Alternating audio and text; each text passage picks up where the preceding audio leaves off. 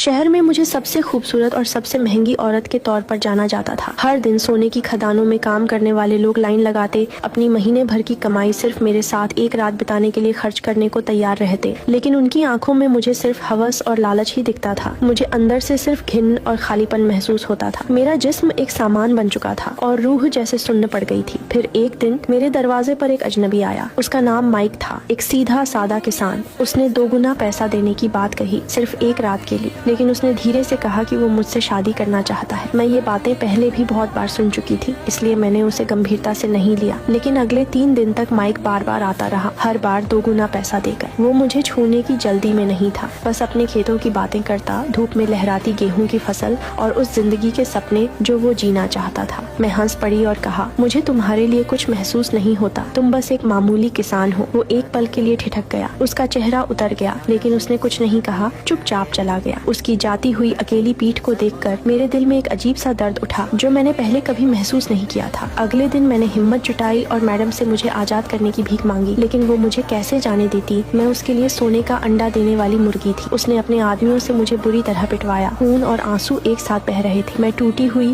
बेबस पड़ी थी। तभी माइक फिर आया। उसने मेरी हालत देखी और बिना सोचे समझे अपनी सारी जमा पूंजी देकर मेरी आजादी खरीद ली। उसकी आंखों में कोई लालच नहीं था, सिर्फ एक सच्चा इरादा। वो घुटनों के बल बैठ गया और वहीं मुझे शादी के लिए प्रपोज कर दिया। जब मेरी आंख खुली, मैं उसके खेत वाले घर में थी। वो धीरे धीरे मेरे जख्म देखने की कोशिश कर रहा था, लेकिन मैं डर के मारे पीछे हट गई। मुझे किसी पर भरोसा नहीं था, खुद को खोलना मेरे लिए नामुमकिन था। 3 हफ्ते गुजर गए। एक दिन उसके घर से निकलने के बाद मैंने चुपचाप अपने पुराने कपड़े पहने और वापस शहर जाने का फैसला किया। मैं थोड़ी दूर ही पहुंची थी कि पीछे से माइक मुझे दौड़ता हुआ आता दिखा। मैंने कदम तेज कर दिए, लगा वो मुझे रोकेगा। मैं पलटी और उसे थप्पड़ मार दिया, चिल्लाकर कहा, तुम मेरे मालिक नहीं हो। माइक गुस्सा नहीं हुआ, बस इतना कहा, उस तरफ 19 मील दूर वो शहर है जहाँ से तुम आई हो, और इस तरफ सिर्फ 1 मील दूर घर है जहाँ खाना भी है, और मैं भी तुम्हारा इंतजार कर रहा हूँ। उसकी आवाज शांत थी लेकिन मजबूत, पता नहीं क्यों, लेकिन मैंने 1 मील वाला रास्ता चुना। जब मैं घर पहुँची, माइक ने कुछ नहीं कहा, बस चुपचाप घुटनों पर बैठकर मेरे पैरों के जख्म साफ करने लगा। उसके चेहरे की नरमी देखकर पहली बार मेरे अंदर कुछ गर्माहट सी महसूस हुई। उस रात मैंने अपने तरीके से उसका एहसान चुकाने की कोशिश की, लेकिन उसने मुझे धीरे से मना कर दी। उसने कहा वो उस दिन का इंतजार करेगा जब मैं खुद उसे चाहूंगी। मैंने ऐसा आदमी पहले कभी नहीं देखा था। वो जल्दी में नहीं था, वो बस साथ था।